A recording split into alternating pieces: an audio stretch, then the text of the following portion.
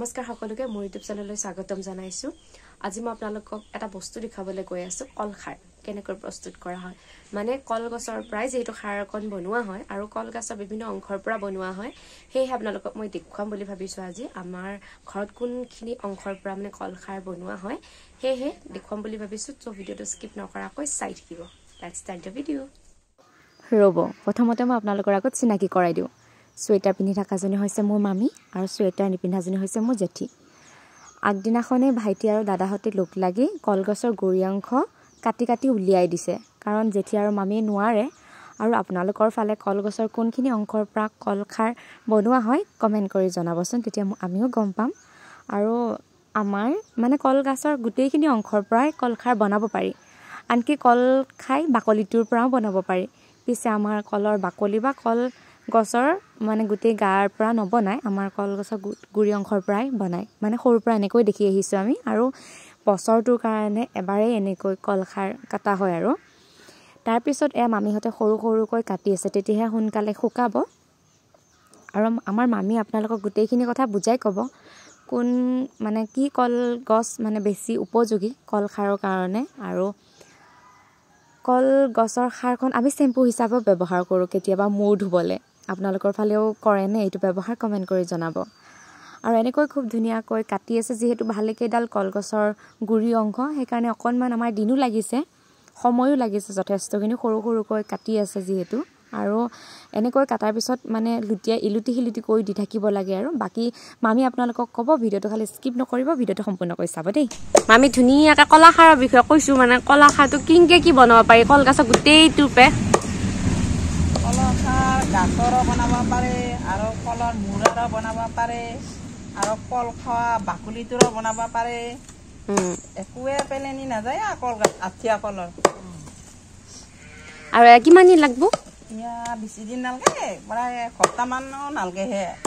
লাৰি থাকিব লাগিব, পুৰিব লাগিব। তেতিয়া হ'ব। জোনপুনি মাহত কৰিলে বগা হয়, আকৌ জোন আন্ধাৰত কৰিলে কলা হয়। খালটো কাতি মাহত পুৰিব লাগে, খুন্দবা লাগে। খাৰখিনি কাটা হোৱাৰ পিছত আমি ৰ'দত শুকুৱাবলৈ দিছিলোঁ। এতিয়া খাৰখিনি কিমান দূৰ শুকাইছে বলকচোন এবাৰ চাওঁগৈ। কাটা হোৱাৰ পিছত খাৰখিনি আমি এনেকৈ শুকুৱাবলৈ দিছিলোঁ, মাটিতে এনেকৈ দিছিলোঁ শুকুৱাবলৈ, আৰু খুব ধুনীয়াকৈ শুকাইছে এয়া।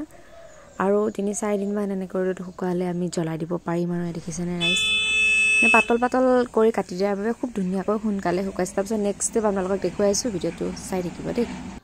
দেখিলে আপোনালোকে খাৰখিনি অকণমান শুকাইছে। এতিয়া আকৌ নেক্সট ষ্টেপ কি কৰিম চাই থাকিব, ভিডিঅ'টো স্কিপ নকৰিব খালি। কি কৰি আছে মামী? এয়া আমি খাৰ লাৰি আছোঁ। আৰু কিমান দিন লাগব? আৰু বেছি দিন নালাগে, আৰু 4 দিনমান মাতে লগাব পাৰিম আমি।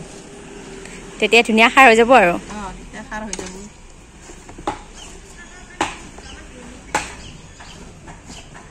ধুনীয়াকৈ শুকাই আছে নে? শুকাই আছোঁ আমি, এয়া খাৰ লাৰি আছোঁ। লাৰি থাকিলেহে সোনকালে শুকাব। এফালে চাই দিয়া এবাৰ। ভিডিঅ'টো আপোনালোকে চাই থাকিব দেই। ফাইনেলি কলখাৰখিনি শুকোৱা হ'ল। আজি আমি ফাইনেলি কলখাৰখিনি মানে জ্বলাম, আৰু দেখুৱাই আছোঁ আপোনালোকৰ প্ৰচেচিংখিনি কেনেকুৱা হ'ব। খুব ধুনীয়াকৈ শুকাইছে, দেখিছেনে আপোনালোকে? সেয়া একদম ধুনীয়াকৈ জ্বলিব। আৰু আজি কলখাৰখিনি খুব ধুনীয়াকৈ জ্বলি আছে। এতিয়া এয়া কি দিছা মামী?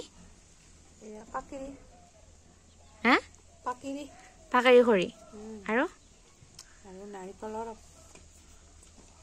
ডাবৰ এয়া পাত। এনে কিমান সময় লাগব ন? বেছি সময় নাই, লাৰিয়ে থাকিব লাগিব, শুকাই যাব, লাগি যাব। এয়া আৰম্ভণি, আৰু বেছি সময় নালাগে। আৰু কোনবাৰ লগা হয় নাই, তই 20 পাৰিবি 3 বছৰমান খাৰ লাগে। কোনোবাই অকণমান হ'লে বিচাৰে কিবা এটা দৰকাৰ। কেতিয়াও বেলেগ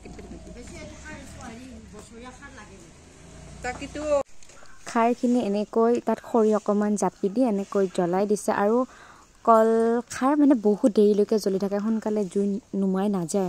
আৰু কলখাৰৰ জুই বহুত বেছিয়ে শক্ত, এয়া চাই থাকিবচোন আপোনালোকে। আৰু এয়া মামীয়ে খুব ধুনীয়াকৈ বাকী থকা মানে শুকাই যোৱা কলখাৰখিনি কাৰণে ওপৰত জাপি জাপি দিছে, তেতিয়াহে সোনকালে খুব ধুনীয়াকৈ জ্বলিব। আৰু এনেকৈ লাৰি থাকিব লাগে আৰু অকণমান, আৰু জুই ধুনীয়াকৈ উমি উমি জ্বলিয়ে থাকে বাৰু। সেয়া চাই আছে আপোনালোকে, আৰু ভিডিঅ'টো শেষলৈকে চাব, স্কিপ নকৰিব, তেতিয়া গম পাব। জ্বলি আছে আৰু এয়া মামীয়ে খুব ধুনীয়াকৈ ওপৰলৈ উঠাই উঠাই দি আছে, এনেকৈ জ্বলি আছে। আৰু জুইখিনি খুব ধুনীয়াকৈ বহুত বেছি মানে জুই বহুত বেছি চোকা জুই হয়, আৰু তাত পাকৰি কৰিও দিয়া হৈছে তলত। এনেকৈ এয়া ফাইনেল মানে জ্বলি শেষ হৈ গ'ল আৰু বহুত সময়ৰ মূৰত।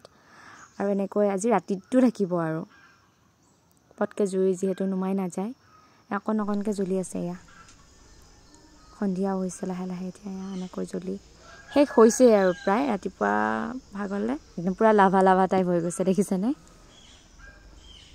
মানে সম্পূৰ্ণ মানে নুমাই যাব লাগিব, তেতিয়াহে চুব পাৰি, নহ'লে মানে হাত চাত জ্বলি যাব। আৰু এনেকৈ ভিডিঅ'টো শেষলৈকে চোৱাৰ বাবে বহুত বেছি ধন্যবাদ।